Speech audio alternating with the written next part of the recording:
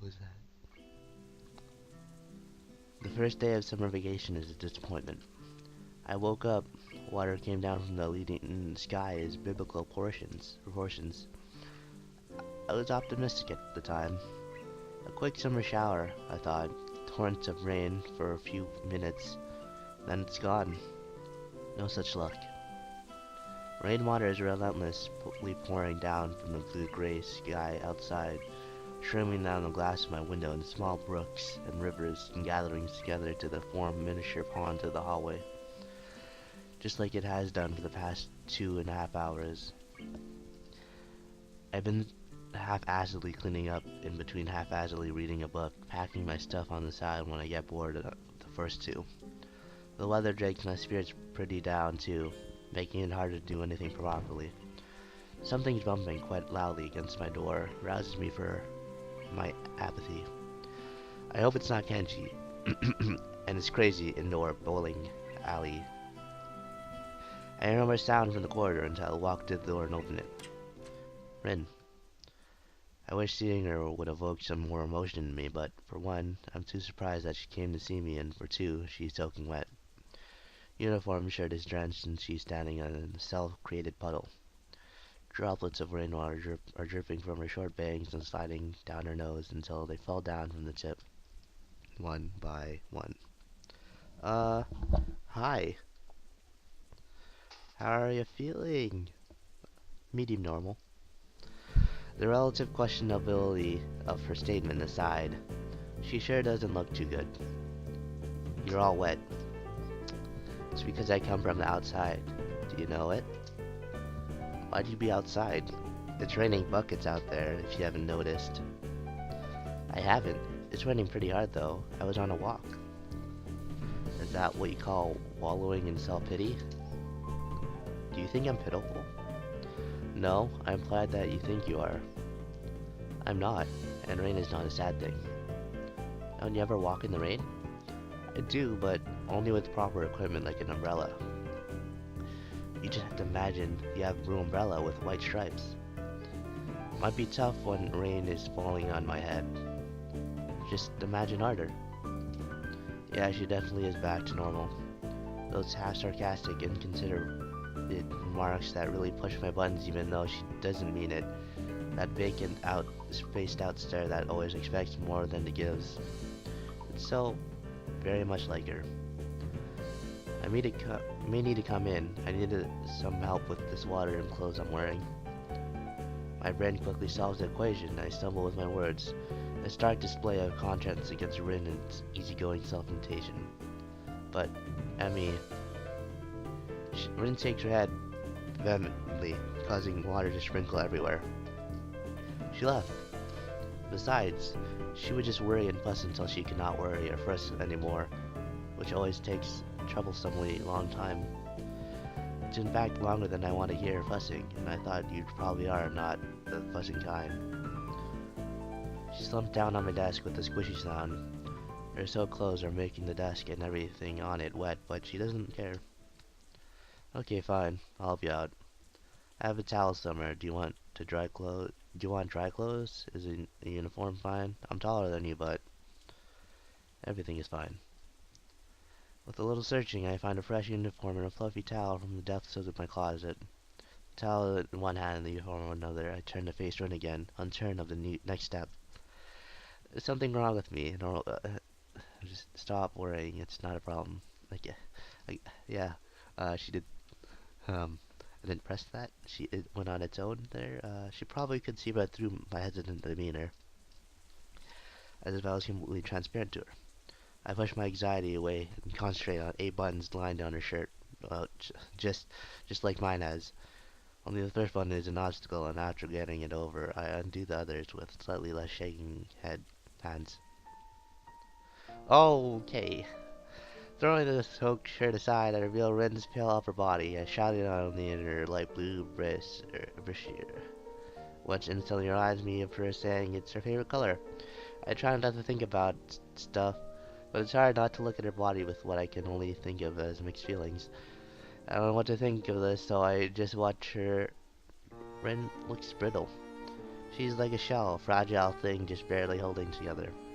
Her ribs, each of them visible under her pale skin, are moving up and down in the rhythm of her breaths. Rin always struck me as quite thin, but I realize now that at the manic creative period before the exhibition opening might have caused her to lose weight. Did she eat properly and enough? Definitely not, and probably not. This ugly yet beautiful bare minimum of her body that belonged to someone I care about is contradiction of aesthetic in itself, oddly becoming of her. My eyes follow her collarbone to her shoulder and down her arm until the abrupt end. No, less than a bare minimum. I think with a passing pang of sadness and some guilt for thinking like that. Alright, just zoom in. Her arms degenerate into almost nothing but bone and skin due to lack of use, look very short now that long sleeves of her uniform are not covering them. The lack of any negative reaction makes me think that I'm actually grown pretty accustomed to the various physical abnormalities of my schoolmates. I always wonder why Rin keeps her shoulder sleeves long, only trying to think them in a simple knot as where the elbows would be. It seems a bit impractical, but then again, she is not exactly the pinnacle of practicality. Maybe she likes it. Maybe it is somehow important to her. Maybe there is no deeper meaning to it. I feel like asking and almost do, but no, but Rin's miserable state requires a higher priority of my attention. She stopped talking to after we ran out of spiky greetings. I guess there's no need for chit-chat then. I pick up the towel from the bed and wrap it around her head, rumpling it up all over her hair until most of the rainwater is hopefully soaked into the fabric. She peeks from below the towel at me, looking up with impassive eyes. Looks like she wants to say something without saying it. It's that kind of a look, but I can't read what she's thinking from her face, so I just keep on fussing with the towel around her shoulders and hair. The silence is oppressive, terrifying. Communication between us has suddenly been reduced to the movements of my hands and the towel, and Rin swaying her body to and fro. My jagged breathing and her quiet breaths trying to find a common rhythm that just is not there. I think I can hear her heartbeats. Maybe they're mine, just redoubled. As I brush a rogue strand of hair aside from her ear, Rin suddenly presses her cheeks against the back of my hand. The contact is electric. A jolt of current surging through me. Whether she seeks comfort, warmth, or just my touch, I wouldn't know, but I can't help touching her back, caressing her soft cheek with my hand. And with closed eyes, she kisses me on the fingers, counting the joints with her lips. I'm saddened beyond my expressive capability. Here we are, a boy and a girl, both in love, or something like that, with each other, or maybe not. And yet, something is broken. I can't feel it. I can feel it in me and in Rin. The way our gazes merely brush against each other, shying away from contact in her closed, timid posture, and my way of touching her like a china doll, afraid of shattering delicate form. And how we are closer than we are ever been, yet I'm not feeling happy. It's like yesterday. When did tenderness and forlornness become one with the same word? Acts of affection start invoking any longing. How? Why did we end up like this? No, don't answer that. I like it to stay to myself. But fighting against the omniscience of self-awareness is a lost cause. Still, I am here, and Rin is there. And it feels like she might be able to solve whatever problem she has. And if she can, why couldn't I? Why couldn't we? It feels like taking the step is too much, too difficult, too uncertain. So for now, all I can do is dry her up so she won't get a cold again. I pat her head trying to sort out the hair that refuses to be sorted out even when she was wet. A pair of dark glazed eyes follow at every movement. Pants too? She nods in answer, leans back and spreads her legs with a grotesquely inviting gesture that makes a nasty feeling crawl up and down my spine like a bad premonition. It's not enough to sober me though, as the silence is starting to make me feel detached from myself. I move automatically without thinking, even though I should. I should talk to her about this, or at least about something. The silence is a spell, a pact that has bound us to the private world made of the dull sound of rainfall, the soft feel of her skin against my fingers. The button of her trousers found is tight, but it opens surprisingly easy. Slipping them off is hard, mostly because she's sitting on them, with no intention of standing up to ease my task. I kneel down uncomfortably, tiltingly between her legs so I can quickly dry her bare feet, remembering that she is important to her as hands are to me. As I work the towel up from her ankles, Rin brushes her thighs against my cheek. I feel the nudge against my back with her heel to make me feel come closer. Why can't you just say you dried her off? I look up to meet her silent stare. This was waiting for me to look up. That unassuming, expecting stare seems to stay that ball into my core. I fleetingly brush my hand against her inner thigh. I touch her gasp partly as the touch makes her gasp partly as if she's trying to hold back breathing. What if I do this then? The small kiss I place on her thighs is enough to make Rin lose her composure, to shut her eyes, to squeal almost inaudibly. Is that what you want too? Would it be alright now to take this step? What if maybe if hazy thoughts float somewhere if so in the back is the focus my somehow this whole situation is making it hard to think, as if my head was full of cotton fluff. Well, that's alright. It seems thinking is not something we need right now. Oh, Kapocha squash. Oh, the pride pack. Hmm. Oh, present. Um, present? Do do do do do do do do do. Huh? Do I press something?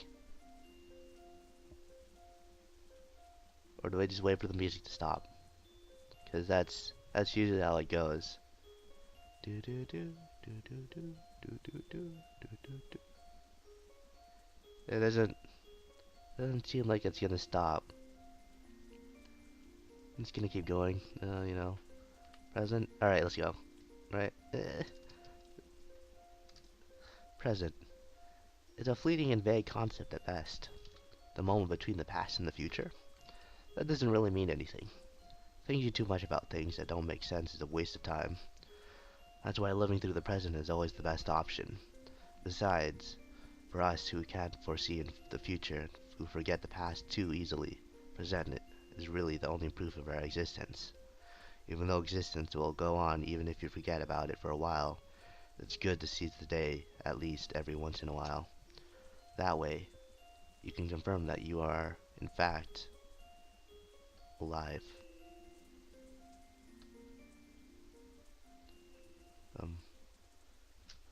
What the fuck was that, dude? I'm pretty sure that the girl who's standing there half naked staring out the window in my room has much of a better grasp of present than I do. As for me, well, right now I'm somewhat confused by my present state, since I should try to locate my shirt and not stare at Rin's painting. But I can't just stop looking at her. I can't stop looking at her painting. She's so close to the glass that her nose is probably going to leave a mark. At least her breathing does, when it condenses on the rain-cooled window glass before quickly disappearing again. A shuffling around to get dressed doesn't rouse Rin from her contemplation, which is fine, really. I don't mind the silence as much as I used to. Only after I'm almost finished buttoning up my shirt does Rin say something, still without turning to look at me. Let's go somewhere. Where? I can only assume she's inviting me and not the windowsill, but it's fair, I guess. I know. What? Help me get dressed. I think that today is the day. Come on, clothes. Clothes, clothes. What an impatient tone.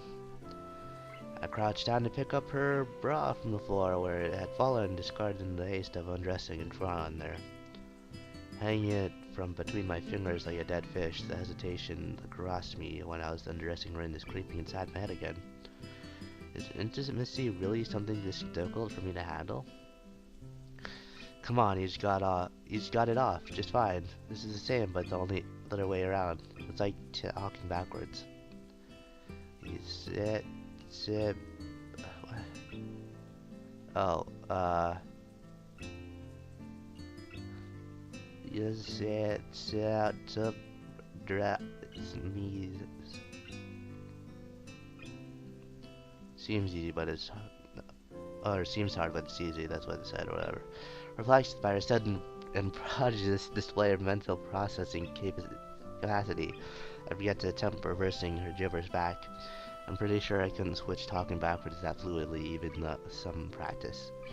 Uh, could you repeat that?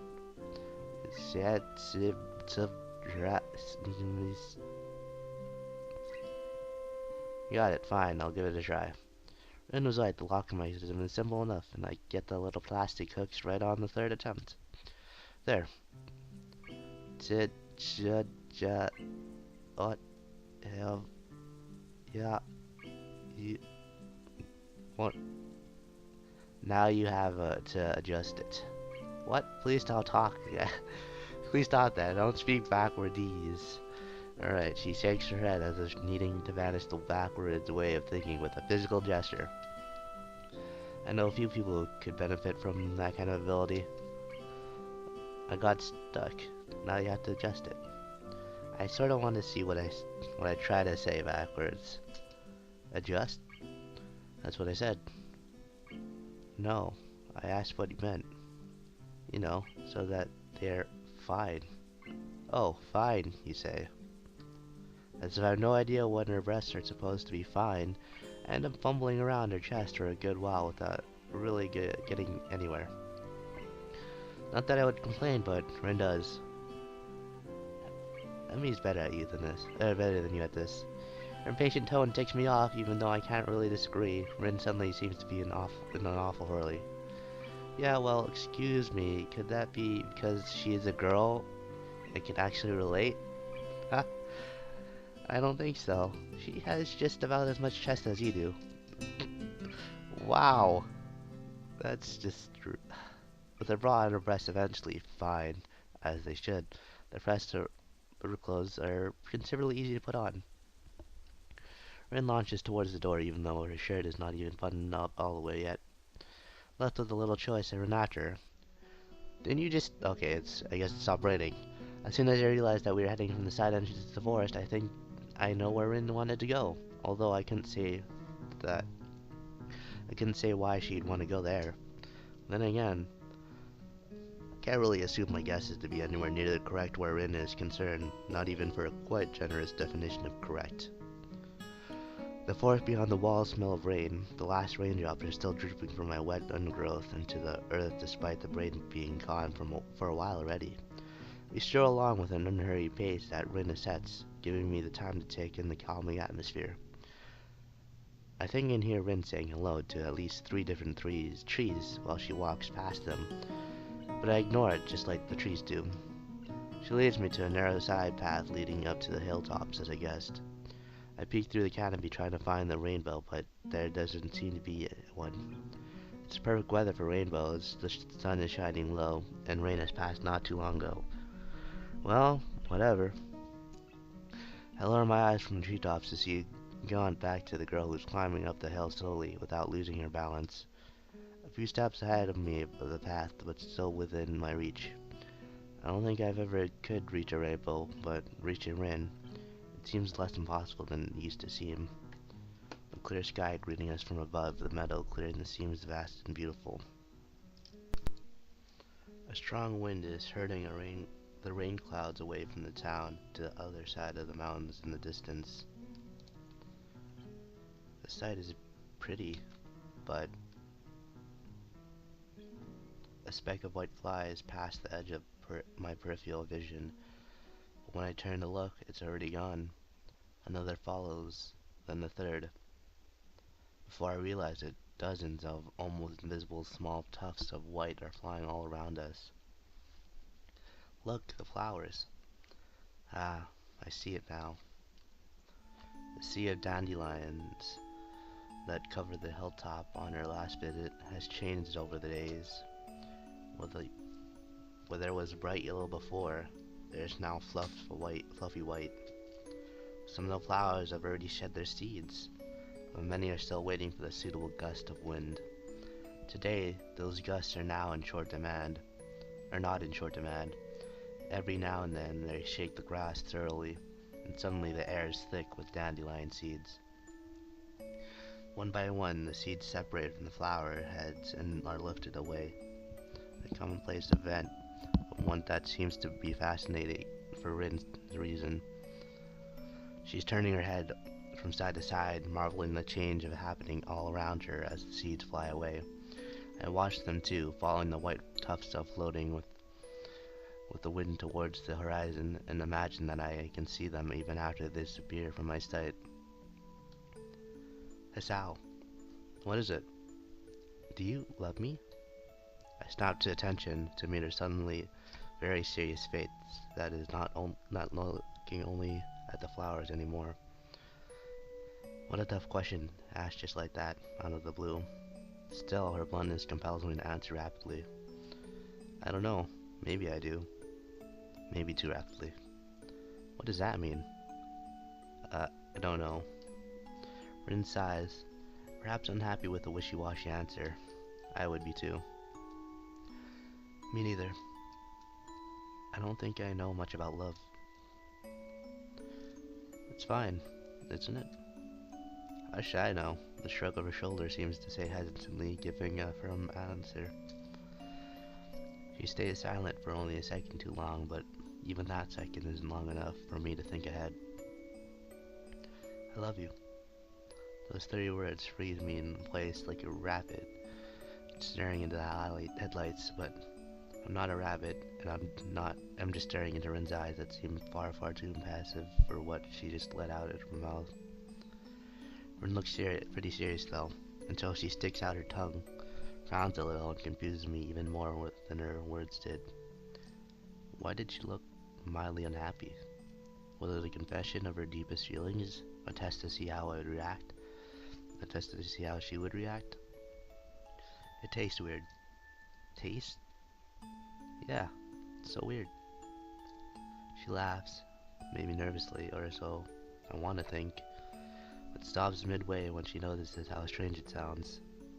Like, I don't know what I don't think there is a word for this. Rin keeps on talking as though there was no meaning behind her words. Steady and careless, words dropping from the same tongue that form that more important than one's. A word for, accept. It's like she can't find the words. Rin just keeps staring at me, stumbling with her words as if her brain suddenly ground to a halt. She looks awfully confused, much like how I feel right now as I wait for her to explain. But she doesn't. She just blinks a few times. The flutter of her long lashes catching my fancy because she looks like she's petrified otherwise. Until I realize that what they were fighting against. It's those weird tears again, not associated with sadness or happiness, not pitiful sobbing nor laughter of joy, just tears spontaneously and without a warning, like that one time in her classroom. There's a few of them, not enough to make a fuss about, so Rin doesn't make a move to hide them even after noticing. Rin cries, looking like she has no idea why, and somehow a great uneasiness grows in my chest when I look into her watery eyes that stare right back at me. It petrifies me too, the shock of incomprehensibility of the situation. I just don't know what is happening anymore. Rin? What's wrong? She shakes her head in confusion, stumbling to get those words out of her mouth. Sorry. I might be a little afraid of you. The words are murmured subtly with a small voice that is as disbelieving of what it's saying as I am. What? Why? I don't know. Son, it just makes me feel like that. People cry when they're afraid, right? See, I can do it too. She's averting her gaze, deliberately not looking at me. It bewilders me, at least, as much as what she's saying. I, I sometimes, with you, want to run away so badly, but I can't move with my legs. I can't move. It's like my legs turn into lemon panna cotta pudding. My heart feels like it's gonna explode, and she slumps her shoulders melancholically. Has a thing like this ever happened to you? I remember the leaden sky about the frozen forest, and the sound of leafless branches clacking against each other. It's like a memory from another life. Yeah, once. My heart hurt a lot back then too. But I thought your thing was not contagious. I shake my head and a tiny, slightly forced smile rises on my lips. The other element of my heart could very well be contagious, and I wouldn't care a bit. What are you afraid of? I never thought I was scary. Rin shakes her head desperately, as if knowing that the tangle inside her mind won't be undone with just that. You make me feel like that I should be someone else than me. It's a scary thing. It happens when you're being nice to me, like yesterday. I never know what to do at times like that. It's hard. Her voice is barely audible, a whisper, admission of something that is too embarrassing to even think, not to mention to say aloud. Rin has never been one to be embarrassed, so she does utter it out loud, only timidly as if by instinct. But I want to do something, but I don't know if this me can. For a moment we just stare at each other as if waiting for the other to say something. You are so stupid. Rin's lips taste salty and scared against mine. I just grasp her into an embrace. I feel my heart thumping into my chest painfully. Even though I am glad that she can say things like that, they make me sad after all. Rin's spirit, her passion, her strength, all those things that I would hold dear are the ones I don't want to change. How should I treat them? Where are they headed to? Is the future irrevocably different from mine? The anxiety will never lose its grip on my heart, but I think I can learn to live with it. Slowly, the pain in my heart dies out, and it settles into the same rhythm as Rin's. I'll listen to that for some time. After our lips break apart, it takes a while for either of us to realize that we can say something now. See? You really are a kind person, even when you're not. It's the most scariest thing ever. I think that all I ever afraid was is your kindness. Is it bad, even if you are afraid? She thinks about it for a while, furrowing her brow as though this is some kind of a hard math problem. No, I'm afraid I'm alright with it. It's fine if it's with you. Wait, if it's you. Like I weighted lift, like a weight lifted from her chest. Her words elate my feelings, or my heart, filling with I don't know, happiness. What else could it be?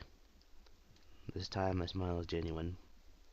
Then steps back, still smiling gently at me like I do at her. While she wipes her face on her shoulder, I pick a brown, plump dandelion clock and bring it to her, my pursed lips. I spread out into the wind and pick them up to carry them to a new home. To think, only a short few weeks ago, they were so different. This is change. Hey, so, flowers became what they were meant to become, like you said the last time. What about you? Did you become a true artist? Or did you not, because you ran away? She pauses for a while to ponder my question, and shrugs her shoulders. It almost makes me laugh. The carefree easiness of her gesture is a lovely thing, a sign of how Ren can, truly and really, without any restraints whatsoever, shed the entire weight of the world from her shoulders, should she will so. She is, in every possible and probably a few impossible ways, free. And I think I'm a lover for that. I don't think it matters. Let's just watch the clouds for today. She takes 5 steps to climb on a large rock so she can rise as high as it's possible here and stands on tiptoes.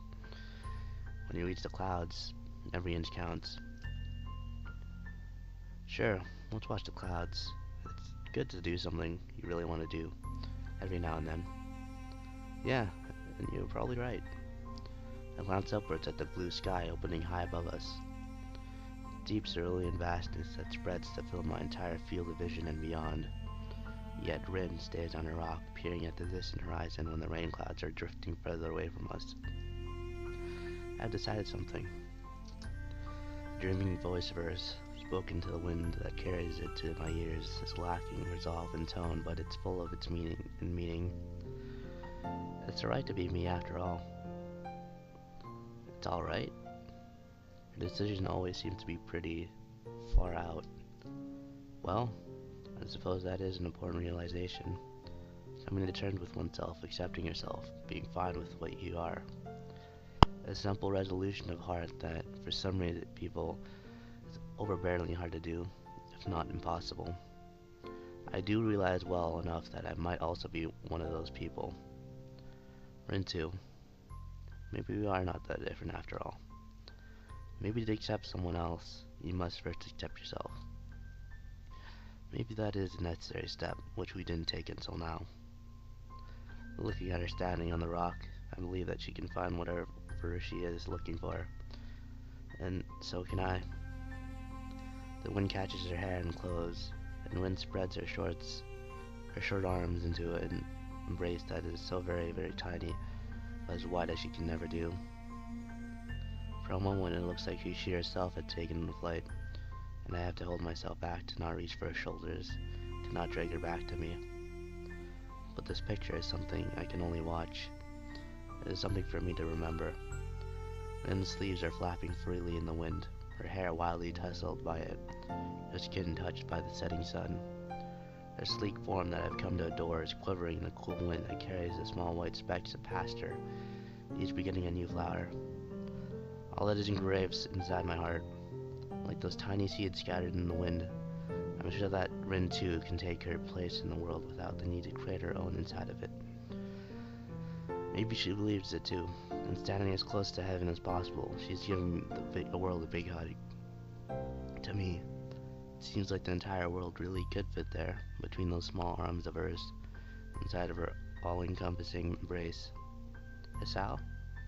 She looks at me with the same way she calls my name carelessly over her shoulder with strange happiness in her voice and her eyes. I gaze into the mysterious dark eyes that are curiously twinkling from below her auburn hair. Although I'm too far from her to see it, I'm sure they are reflecting my image. What is it? What's the word for when it feels inside your heart that everything in the world is alright?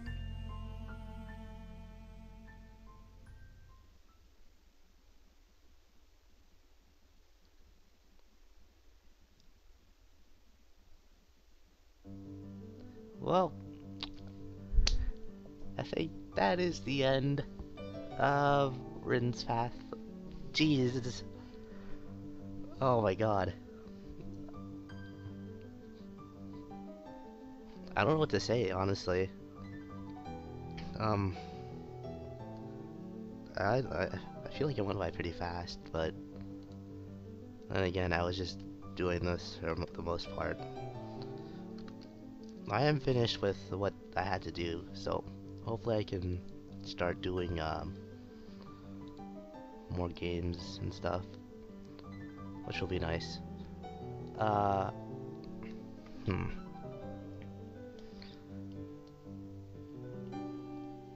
Is that it already? We're done? Yeah. Um, I get pretty much the whole thing. It's just, I don't know what to say. And right now, I am feeling that too. I don't know what to say. So, I guess the only path left that we have to do now is Shizune's. And we have all the pictures here.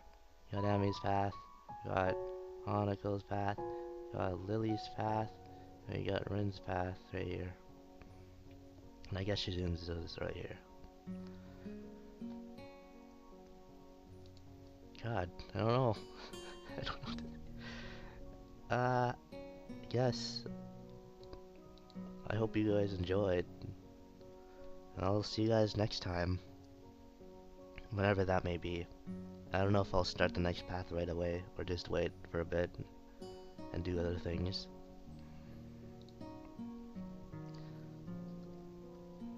So, bye.